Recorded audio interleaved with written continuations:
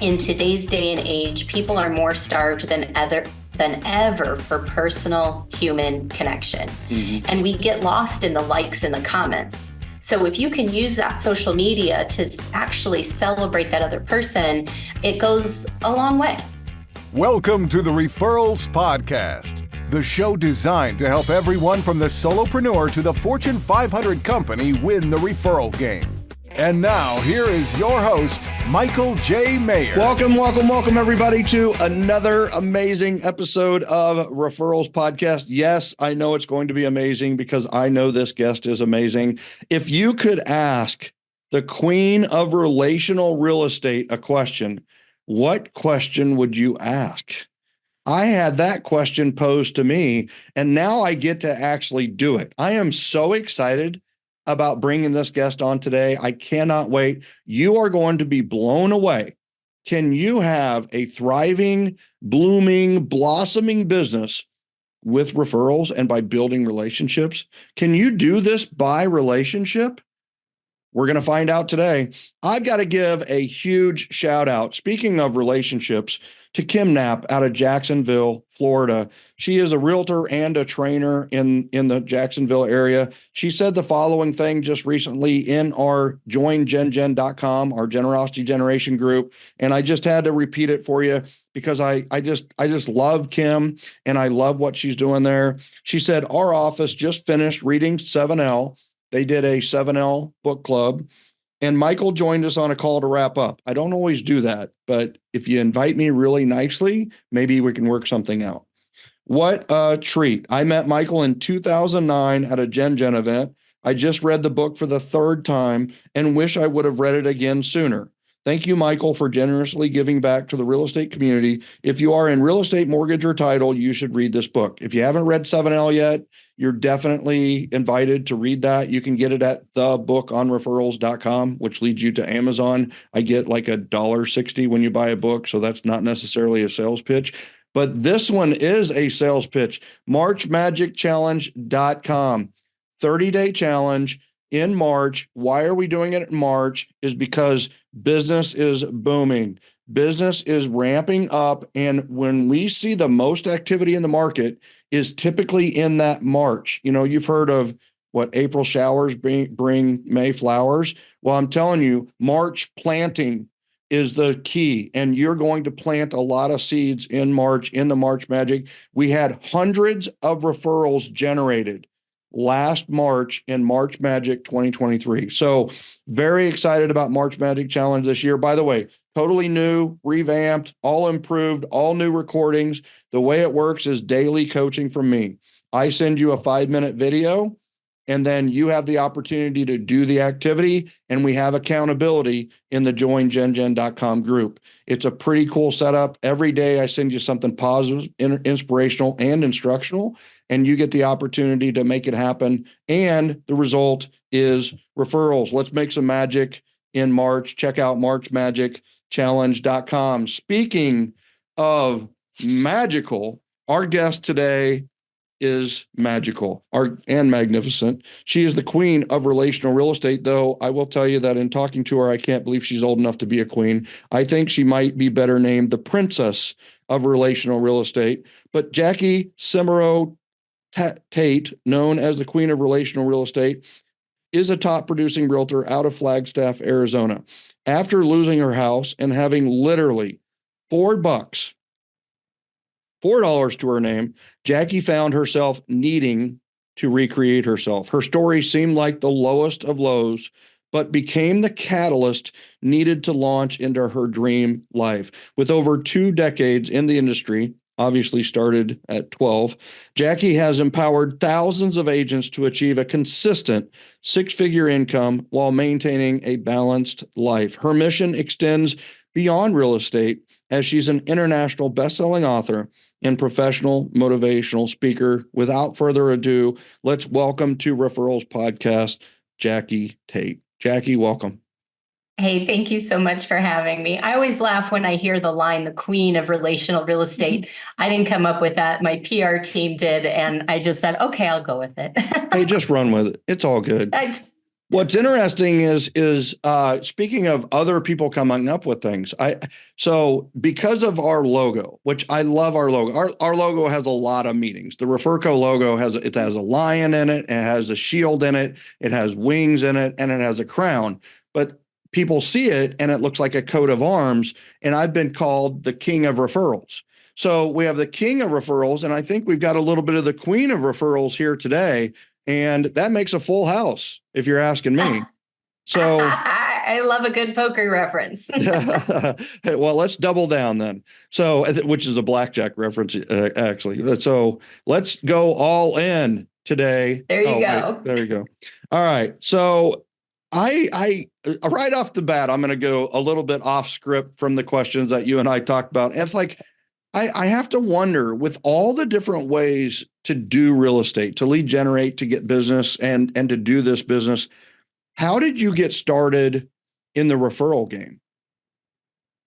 That's a great question. So I will tell you, in my intro, it talks about getting down to my last $4. And I will say it was pivotal in that time frame for me, because when I very first started in real estate, I started doing business by referral accidentally. I just completely by accident, but my background's in marketing and advertising. So I did start to really jump into what I knew about marketing and advertising and started to go down the route where I can honestly tell you I was more of a paycheck player. I wasn't really putting a lot of passion and soul into my business. I think that I was more focused on the next transaction, that kind of thing. And yet, in the meantime, I was introduced to a system called send out cards. And when I started paying attention to send out cards, I started using it just thinking, I can do my thank you cards faster than handwriting them. And I started to listen to the people behind send out cards. That's when it really did hit me that, if I'm more focused on gratitude, if I'm more focused on celebrating other people, then I can shift my business and start doing it that way, where that old saying that people do business with people they know, like, and trust. Mm-hmm. And I found that was a way that I would get to the know, like, and trust much faster.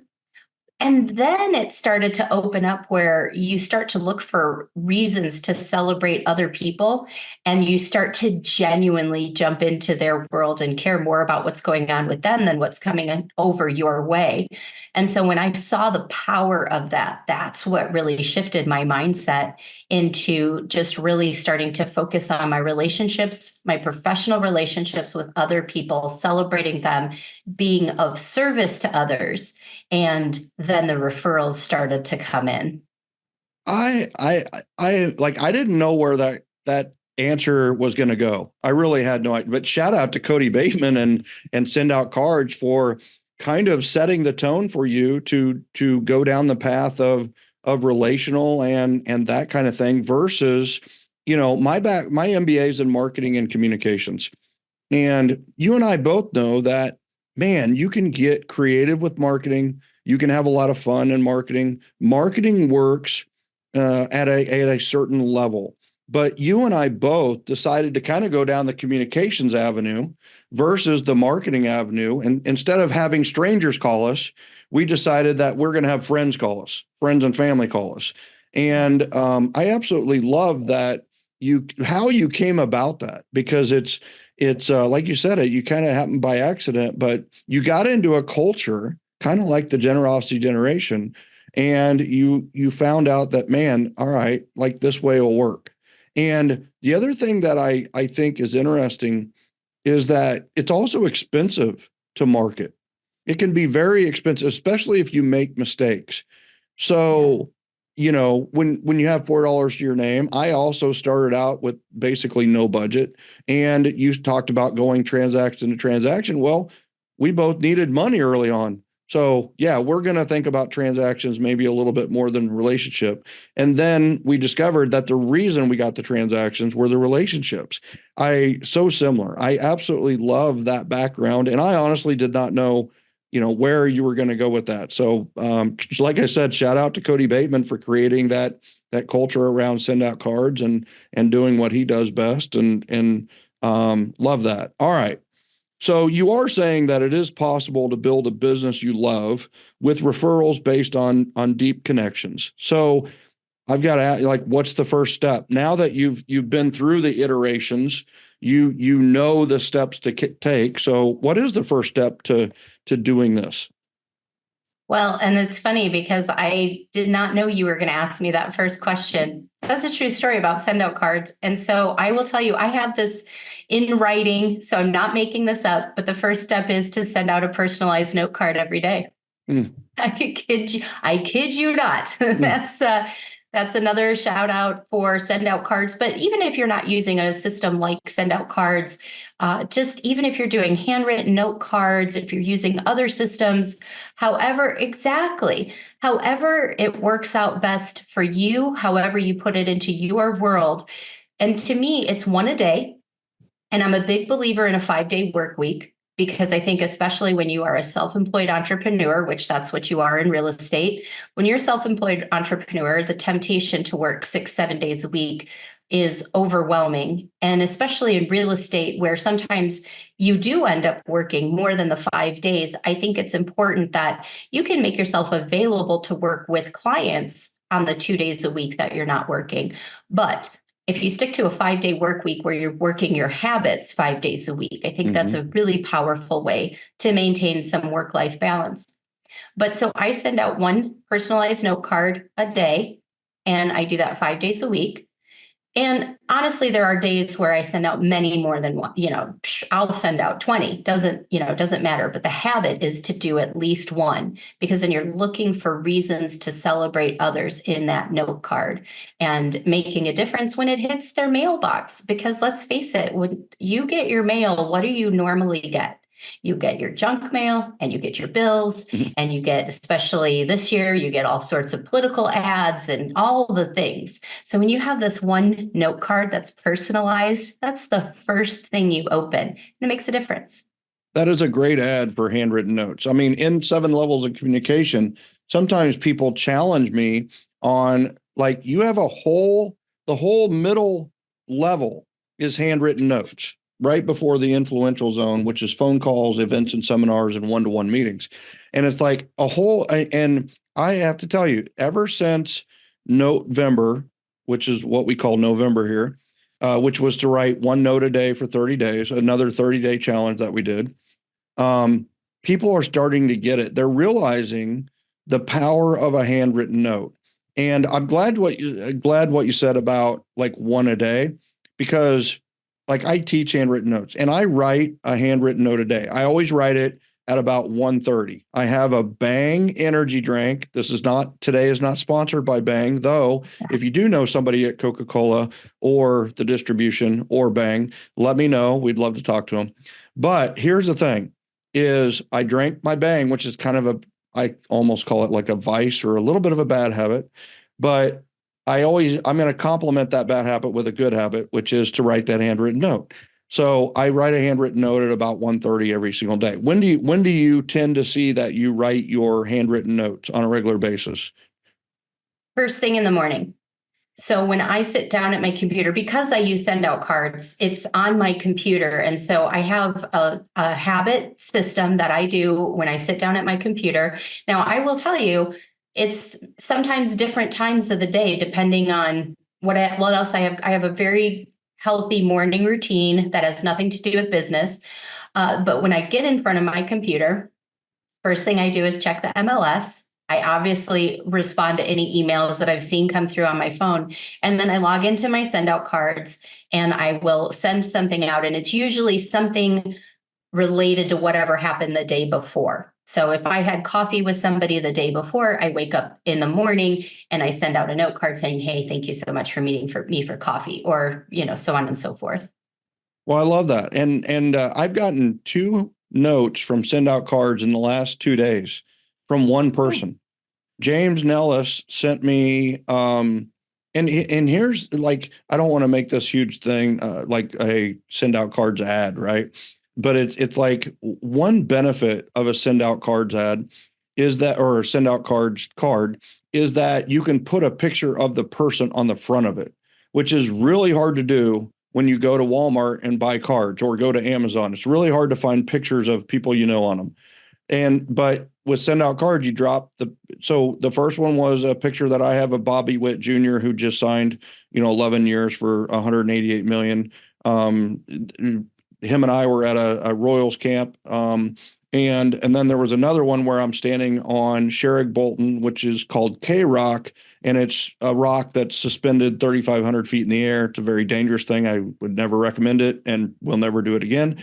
But it's an epic photo. And so he sent me these epic photos that I had just put on Facebook and sent me a little note about them and that kind of thing. Shout out to James Nellis for taking action and doing that.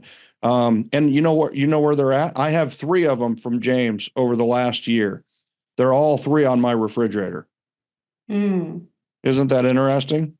That's such a good thing, because that was one of the things that turned my mind on to send out cards. When I first started using it, I golfed, and the foursome that I was in this golf tournament with, we took a picture at the end. And when I got back to my computer, I uploaded the picture onto the top of the card, and I sent it out to the other 3 people.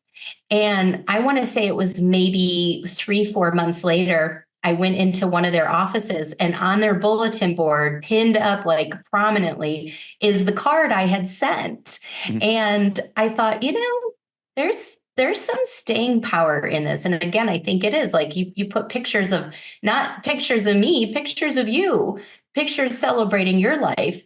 And there's a lot of power in just recognizing people that way. Well, and it's their picture. Getting a card that has a lighthouse on it has some meaning, but getting a card that has you on it has enormous meaning. And even if the other person's in the picture, it's just a very, very cool thing. And before I leave that, how do you choose who you send the card to? Like, is there any special way that you think about who you're going to send the card to when you do that first thing in the morning? So the first thing I do is just go pass through my last 24 hours. And if there's just somebody that either I saw, I met with, or I had a significant phone conversation with, whatever the case may be, then I'll send that. There's also other triggers that I look for. And, without getting too deep in the woods in terms of some of my ninja tricks or whatever, but like in real estate, we have our MLS. And when you have people set up to receive notifications on certain properties, you can set it up where you get a notification when they open it. Yep. And so a lot of times what I will do is, when I see somebody who opened up a property that maybe I haven't talked to in a while, or I think, they're maybe re-engaging, I'll send them a card that says, hey, you just crossed my mind. Let's talk and catch up. And I get a lot of phone calls from that card. They'll go, oh my gosh, it's so funny that you sent that to me, because I was just looking at the emails that you send. So, there's different little triggers like that I look for. Well, that's a great trigger, because I teach within what we do, and I practice this on a daily basis. Is I have 4 questions that I ask myself every morning. And it's, where is my biggest opportunity right now? What is my biggest challenge right now? What is the one thing such that by doing it, everything else becomes easier and or unnecessary? And then the 4th one is where do I have momentum? And when what you call it trigger, right? When they look at the property, they're in momentum. They're in momentum starting to think about properties, and you're subtly, passively kind of touching on that momentum with the note. And it doesn't come the same day. I mean, some people would say, well, why don't you call them? And it's like, oh my gosh, this is ninja. This is even better than that hyper aggressive phone call that is like, hey, I am with the Secret Service and just saw that you clicked on a deal in the MLS. No, it's like you send it and just say, I'm thinking about you. Well, they were just thinking about property, so hopefully now they're thinking about you, and they put 2 and 2 together subliminally, subconsciously, and they give you the call back. So I love that. That is a great, and that's the power of handwritten notes. And these notes it is a little passive, but it's so much warmer and gentler, and that's what works in today's market. The cold, hard power fist to the face doesn't work in today's environment. People are now fending off the fist, and they are, they're not as intimidated as they were in eras past. They have a voice. They're willing to stand up and or they just won't answer, period. So Yeah. they'll answer a handwritten note every single time because they're going to open it. Yeah, absolutely. And I think the other thing too is that I'll use it to celebrate different events. Like we just had our International One Summit for Realty One Group, and I was one of the speakers talking about sphere of influence marketing and how to reach out and things like that.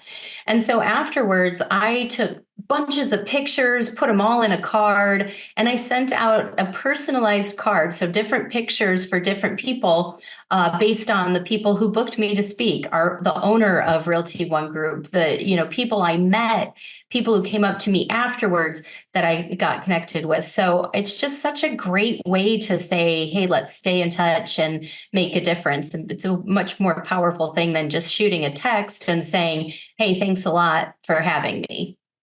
Yeah, love it. I love it. A million different ways to express our appreciation. And Yep. if it's something that's super lasting like that and somebody's going to put it on their fridge, why not? So let's jump to social media. What are some ways that we can use social media to maybe create those meaningful, connections and relationships as well? So this is one of my favorite topics because I think it's social media, especially when it first came out in 2007, 8, it started with Twitter, then Facebook comes on, and now everybody's on Facebook. Well, a lot of times it was, well, how do you push forward your messaging? I want to encourage people to take the opposite look at that and to say, okay, how can I create a connection with someone else and celebrate them? So it's the same mindset behind the handwritten note cards or the send out cards, where you're looking for opportunities to celebrate others. And I'm a huge believer in good, better, best. Because listen, we're all busy. We're all, you got 100 things coming out at you at a time. And so if I'm on Facebook and I see somebody, let's say, got a new puppy, we'll just use that. Good is to go ahead and like it and say, oh, how cute, make a little comment. Better is to reach out by Facebook Messenger. So it's one-on-one to say, oh, I just saw the picture of your new puppy. Congratulations. Let me know. I know some good dog trainers. Let me know if you need someone.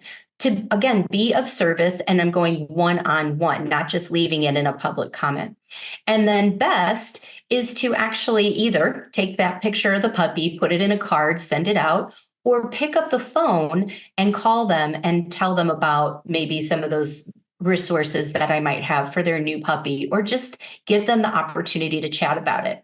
I think that right now, in today's day and age, people are more starved than ever for personal human connection. Mm-hmm. And we get lost in the likes and the comments. So if you can use that social media to actually celebrate that other person, it goes a long way.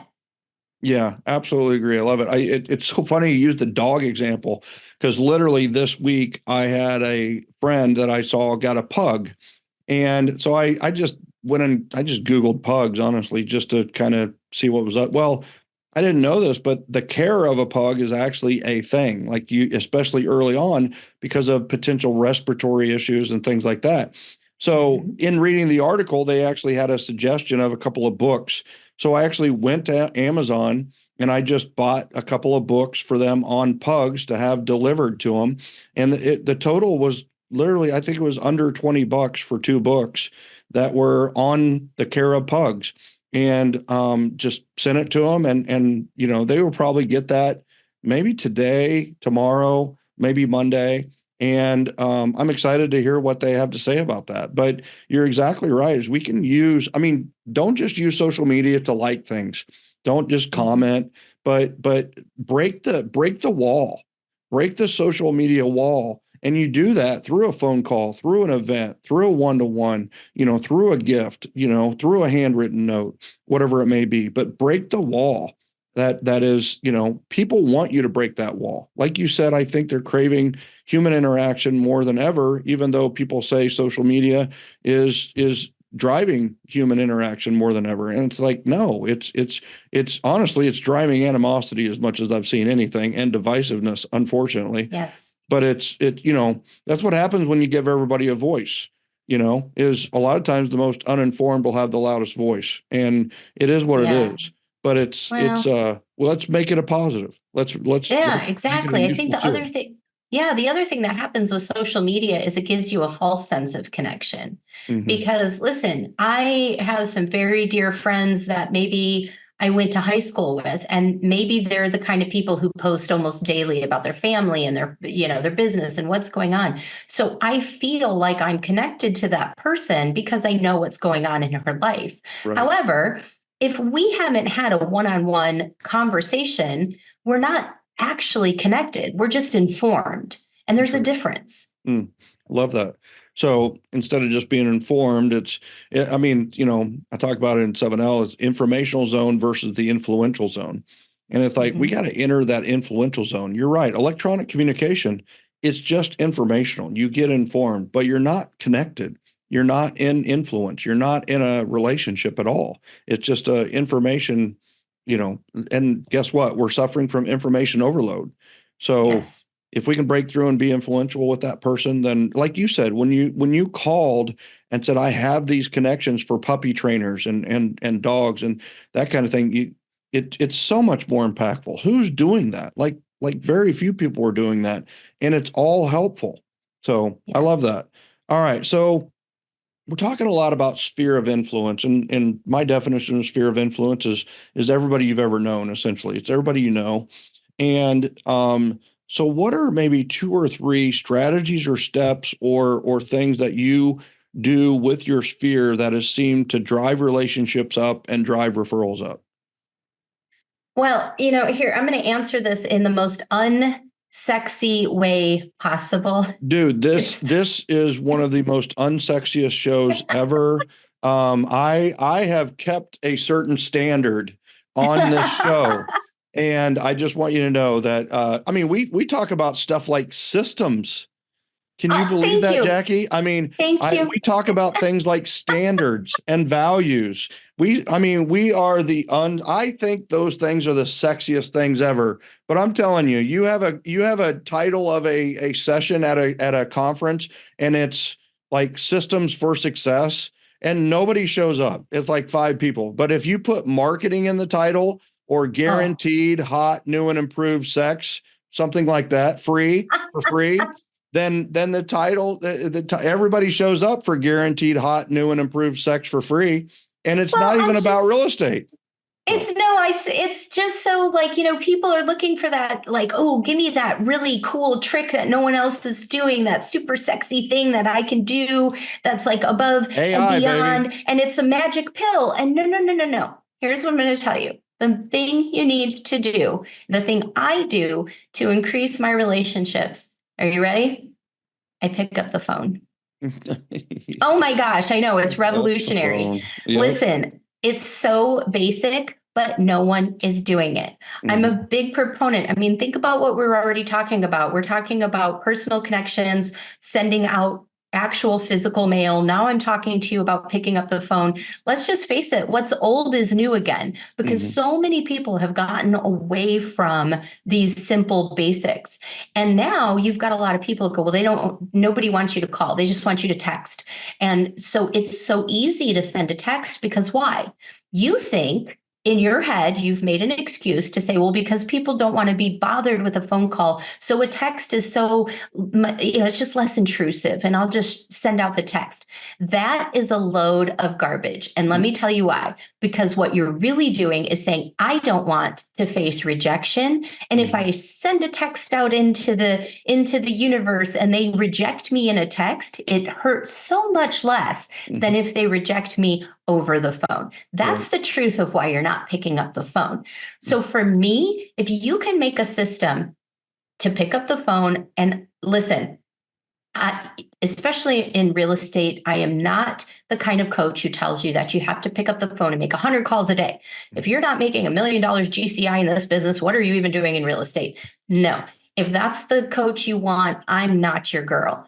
But I am the one who says, listen, okay, let's look at the studies. There's a study that was done recently by a company where when you break it all down, here's what they found. For every 100 calls you make, 29 people will answer. For every 29 people who answer, 50% will get into a conversation with you. Now, a conversation in this study was based on anything that lasted more than 30 seconds. They didn't hang up the phone on you. They didn't say, no, thank you, I'm not interested. Have a nice day. Yes.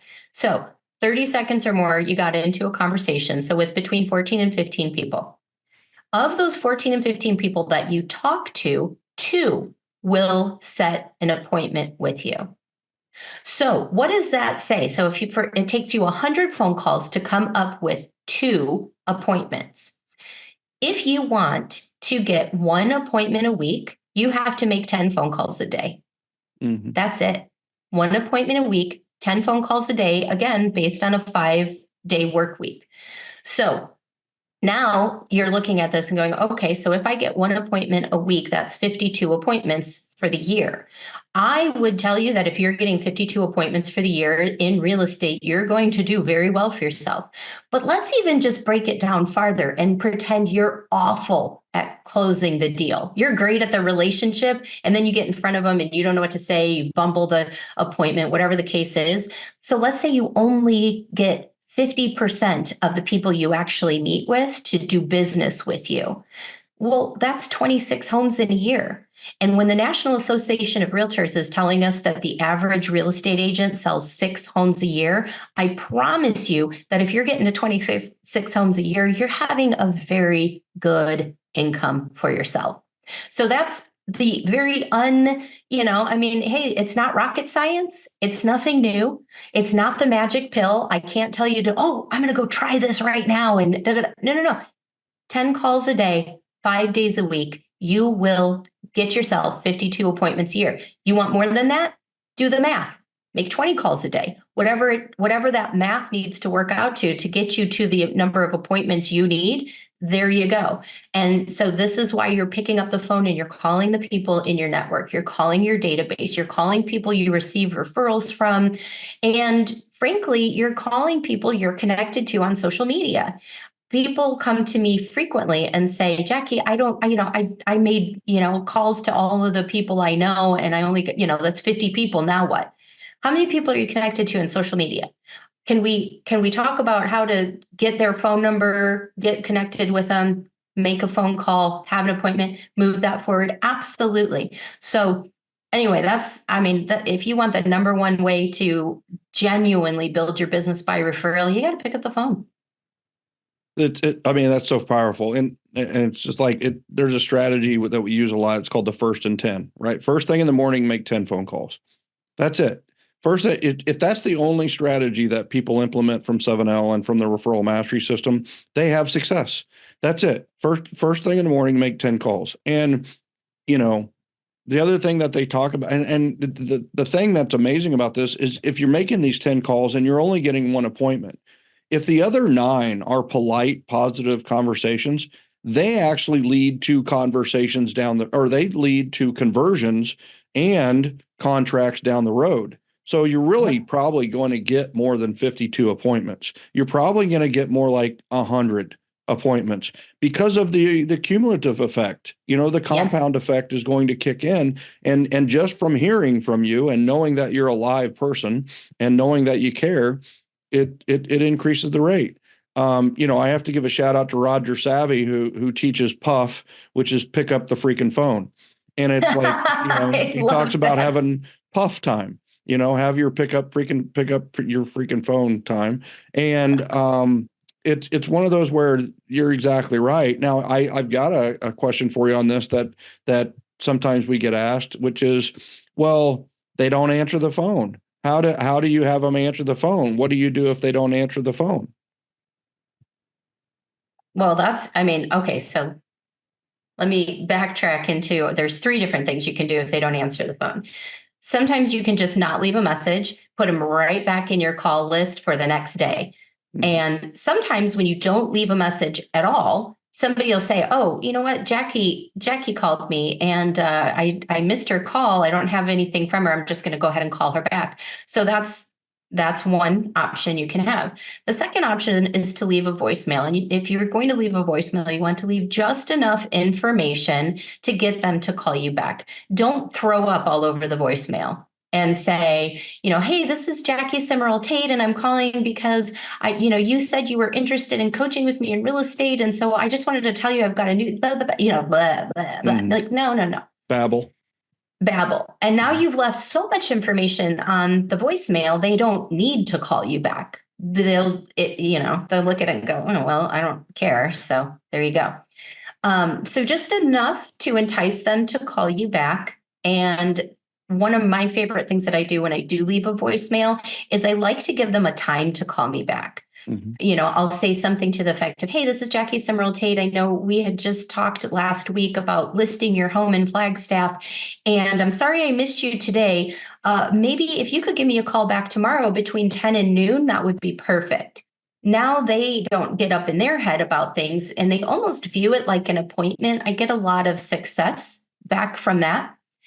And so that was the 1, 2, and then the third thing is that you just hang up and follow up with a text.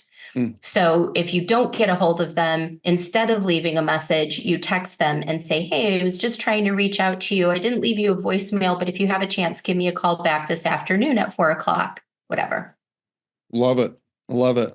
And I think another common thing that happens is that the more you make these calls and the more that the recipient of the call realizes that you're not trying to sell them anything, the more that people will answer your calls. If you are calling with help, opportunities, generosity, something positive, a connection, perhaps, they will answer the phone more often. You know what? When I call, people tend to answer the phone. Even when when I don't want them to answer the phone. Like I just wanted to leave a message, like dang, Slide Dial went out of business, so we can't use that anymore.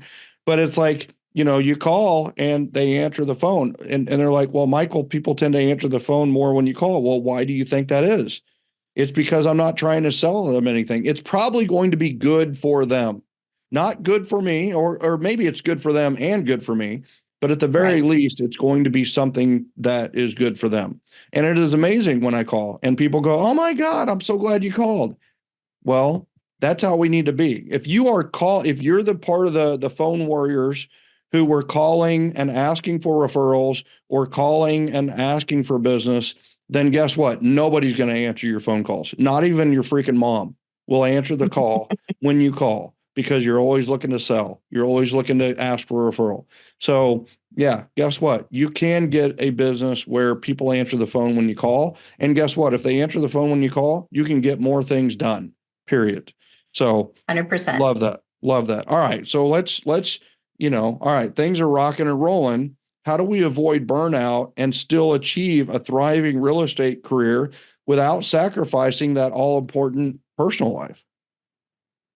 I'm so glad you asked about that, Michael, because I will tell you that that's the number one thing I see in real estate agents. And, I'll see real estate agents that'll say, "I answer my phone when you call. I'm available 24/7. I'm available 7 days a week." And it literally makes me cringe because I think, number one, that's so sad for you.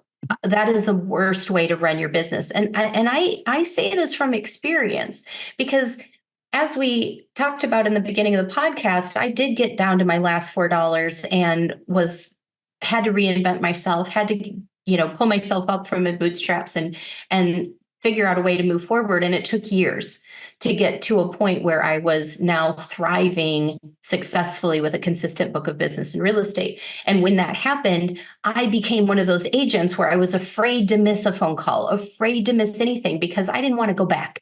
I didn't want to go back to that period of time.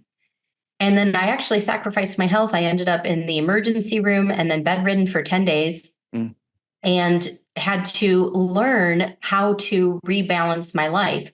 From there, what I learned is that you have to put boundaries around your time and you have to set your priorities. And here's the key. I don't care what you tell me your priorities are. I need you to show me what your priorities are. Because we all say, oh, my priority is my family. But meanwhile, you're taking phone calls during family dinner because your client is having a panic attack because of whatever, fill in the blank. So I found that when I set boundaries around my business, a couple of things happen. Number one, my clients viewed me differently. They actually had a higher level of professional respect for me when I would tell them, and I'd sit down in either a listing appointment or my first buyer consultation, and I would say to them, okay, this is what you need. Great. Okay, so here's how I work.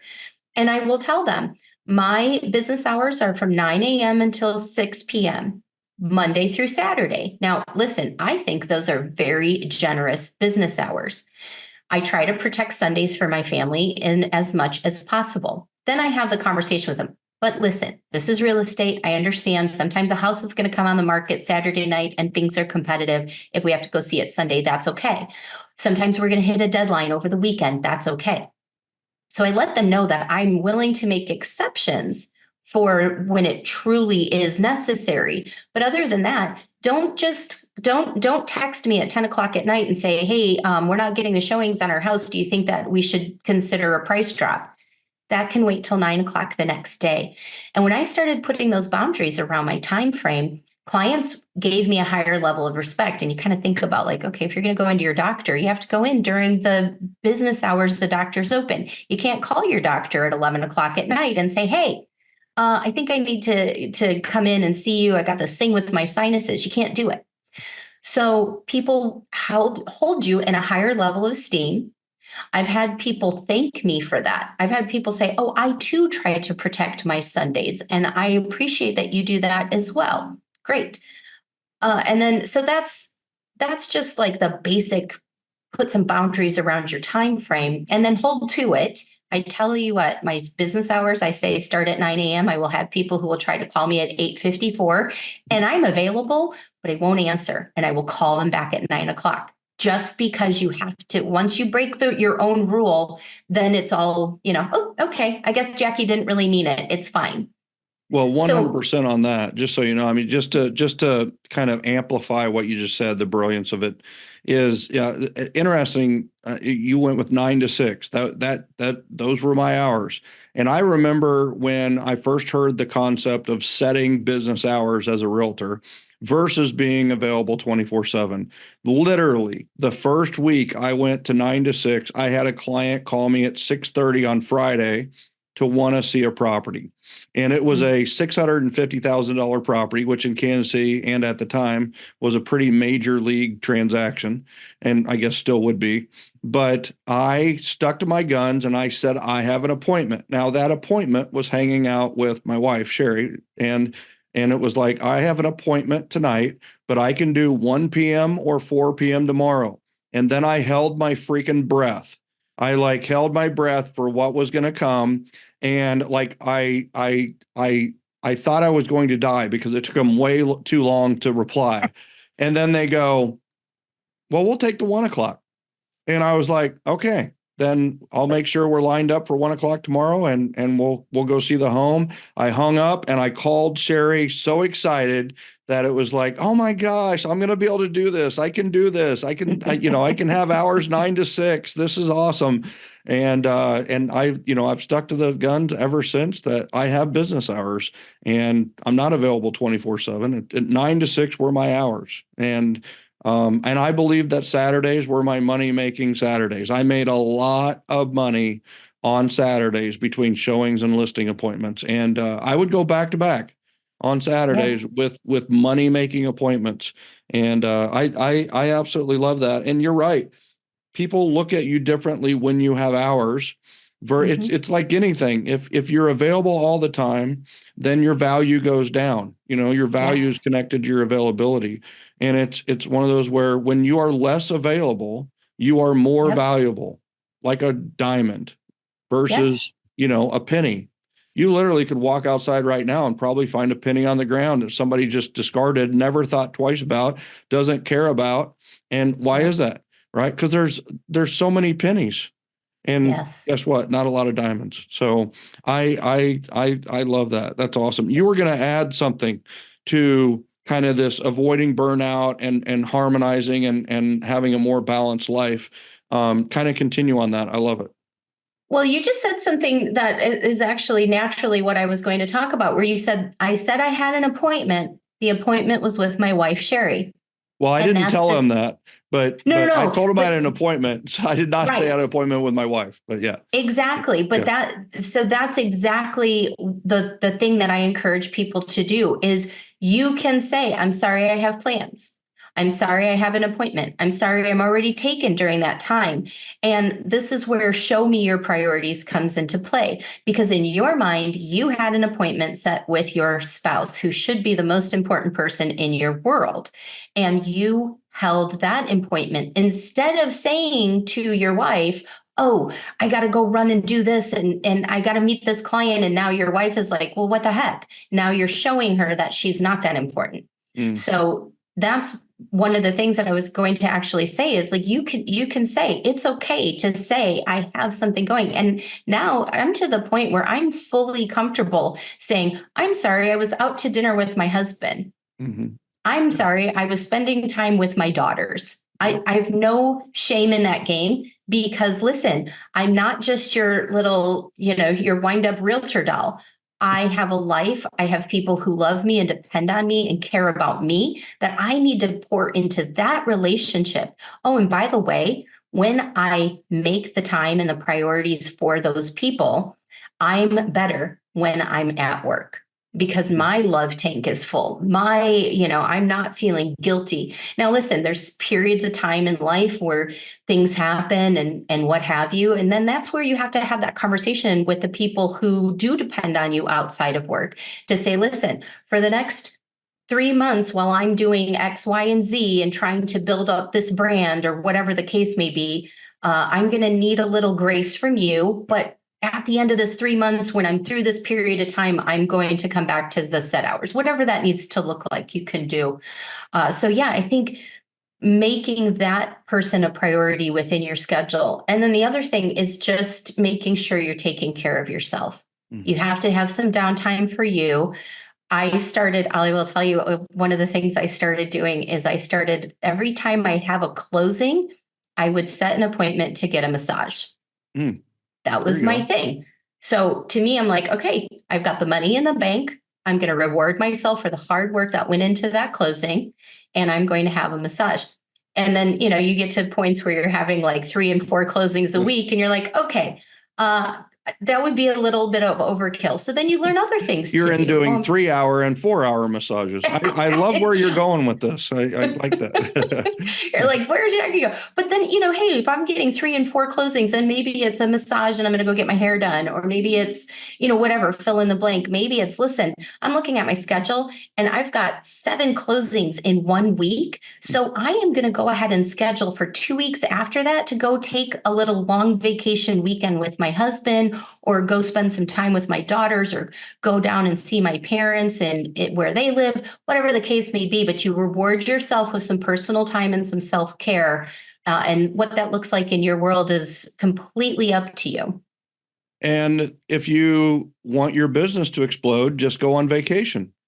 Because so true. That's exactly how it works, just so everybody knows. So, all right. So we've been talking a lot about like conversations as well. You're talking about having the conversation about, hey, I've got an appointment, to protect your boundaries. And we've talked about conversations about picking up the phone.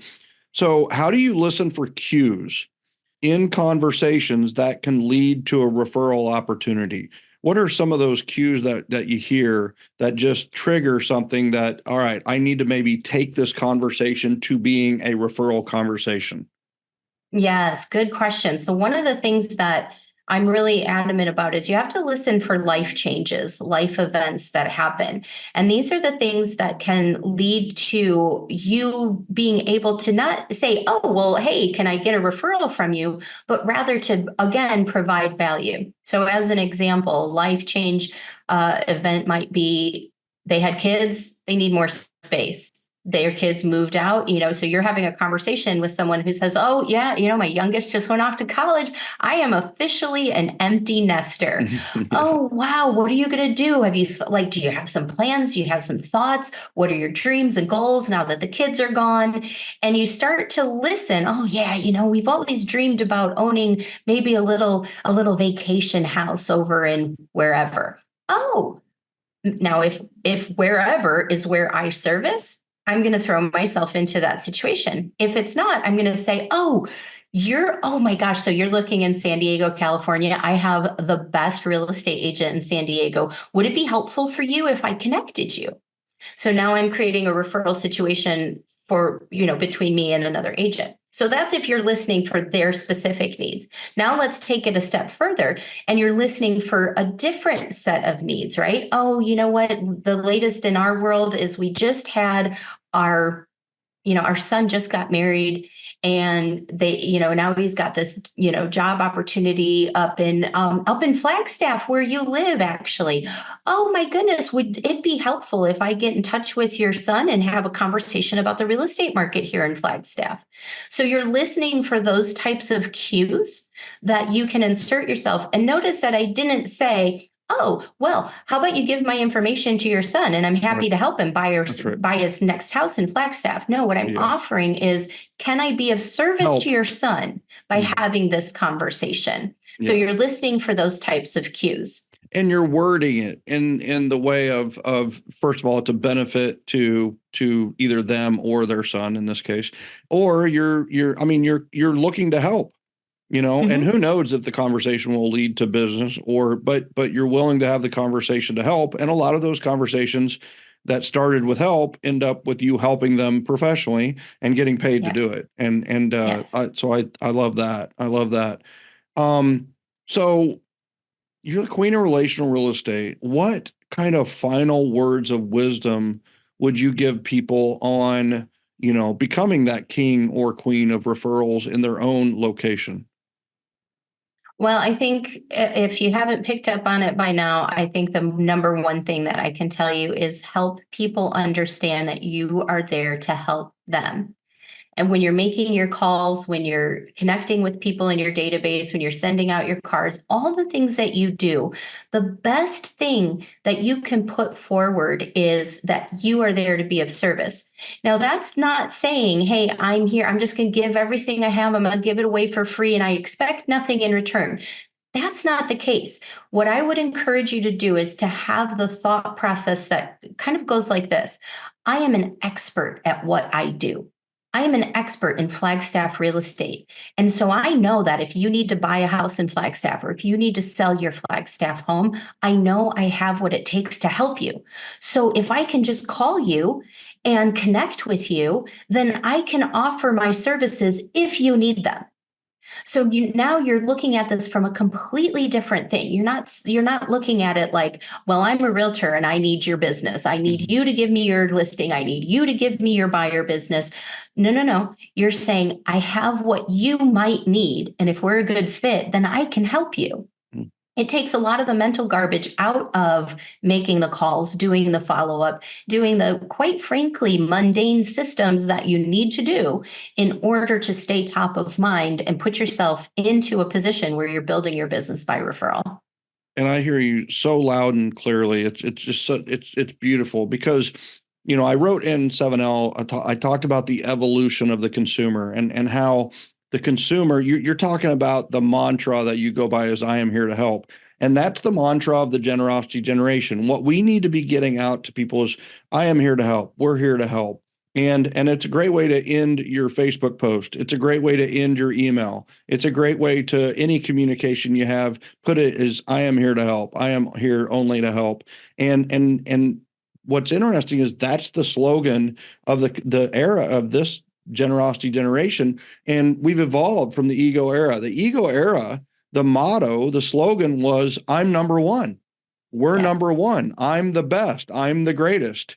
And guess what? The consumer doesn't care. It reminds me of a story in my office. I was in a Remax office, and I had a corner office, and I happened to be working in about, I don't know, it was probably right at 6 o'clock, and nobody else was in the office. It was just me. Well, in the next office, I hear this young buck who was probably 10 years younger than me. And he was calling, and I think he was calling expireds, or he was calling for sell by owners. And I remember him on the call. He's like, I'm the number one agent in this office. Now, I know why he said he wasn't, by the way. And I know who was the number one agent in the office. But the thing is he said he was number one, but he actually really convinced himself he was telling the truth, because he was the only one that was in that little office. And he was the number one. He was the only agent in that office, which made him number one. And he didn't think anybody else was in the office. So he said it loud and proud, and so on and so forth. And I just, I'm in the next office just listening to this. It did not work then even. And it wasn't working for him. And I remember I stepped out of my office. I shut the door a little bit hard just to make sure he heard it. And then I walked, down the hall, and I knocked on the door, and I just said, hey, I'm making some more coffee. Can I get you a glass? And he was like, oh no, I didn't know anybody else is in here. I go, can I get you some coffee? Okay. I for sure wanted him to know that he wasn't the only one in the office, but it was just so funny to hear him just like, I mean, and it was with no shame. It was with no hesitation that he was, my brother was an attorney, and I always made attorney jokes, which is easy. They're such an easy target. And I remember him replying back to an email to one of my attorney jokes. And he goes, oh yeah, you've got a lot of room to talk. Last I heard, there's 6,580 number one agents in Kansas City. And I was like, aha. And then I go, haha. And, oh, by the way, remember, we're not number one. You are. And guess what? That became, in fact, I had it trademarked. We're not number one, you are. And that was our slogan. With the Maher team, we're not number one, you are. And if I would even have been ahead of the time, it would have been, we're not number one, you are. We are here to help. And it goes to exactly what you're saying with that. I love it. I love where your heart is. I love where your soul is. I love that you've protected it with your boundaries of time. And I love how we started this, even though I didn't want it to be a send out cards ad, and I didn't. But the thing about it is that sending out a handwritten note, send out a card is something that anybody can do, and it's passive. There's no rejection to a handwritten note. You want to do something that never gets rejection? Send an appreciative note card, either through send out cards or AM cards or any of the other services, or a handwritten note of your own. So this has all been fantastic, and I want to just tell everybody that's listening, you need to go to buyrelationship.com and get Jacki's Sphere of Influence guide that she has. She shares 3 or 4 steps on how you can get started to build better relationships, get referrals. It's her Sphere of Influence guide, SOI guide, and it's at buyrelationship.com. Jacki, this has been absolutely fantastic. I've appreciated every moment of this. And I just want to say thank you so much for being our guest here today on Referrals Podcast. Well, thank you so much for having me. I too have enjoyed everything, and I love your community and what you stand for. I think it's definitely a good alignment. So I enjoyed my time today very much. Yeah. Thank you. Beautiful. Thank you. Ladies and gentlemen, you can go and join that community at joingengen.com. That's the way to join the Generosity Generation. You'll answer 2 or 3 questions so that we can better refer you. And then we'll let you into the largest global referral network that I know of. And we'll get you in there and get you some referrals. And then also, I would be remiss if I did not remind you of the March Magic Challenge. Our 30-day challenge is coming up very quickly. You got to make that happen at marchmagicchallenge.com, and make sure you let us know that you heard about it on Referrals Podcast. And you can get downloads from today's episode at referralspodcast.com. Ladies and gentlemen, we will see you next time on Referrals Podcast. And oh, by the way, I know what the next one is. You are not going to want to miss it. I appreciate you guys tuning in weekly. Hey, if you liked what you heard today, subscribe, like it, review it. And here's the other thing, share it. Let somebody else know about Referrals Podcast. That's how it spreads, by referral. We'll see you next time on Referrals Podcast. See you, everyone.